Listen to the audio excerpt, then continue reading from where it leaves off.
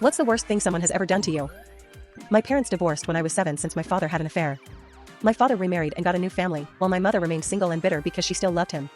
They always used to argue about whose turn it was to have me, as they were trying to spite each other, but the only thing that actually happened was that I realized neither of them must have loved me. One Christmas Eve when I was 14 they were having the same argument. My dad and his new family were staying in a hotel and told my mom they hadn't booked a room for me. I walked to my mom's but she said it was my dad's turn to have me and locked me out. I slept in a car park fire hose. I was so fucking scared and cold since I was skinny kid. I knew I couldn't ask my friends to stay because it was Christmas Eve and it was already close to midnight by this point. I started to cry when the snow started falling at about 3 a.m.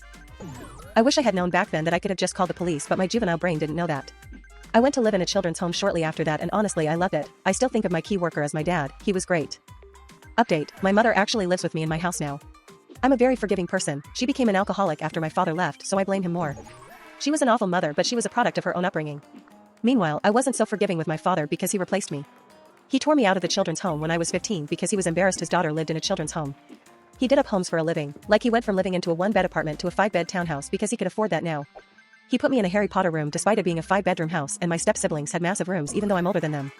If you walked into my room, it had a glass door, no privacy, and you would bump your head. I left and went to live in a hostel. When I was a certain age, my father bought my mother out of my 3-bed childhood home. She bought a 1-bed flat, so I was like okay, I guess I'm not welcome and phoned up social services and put myself into care.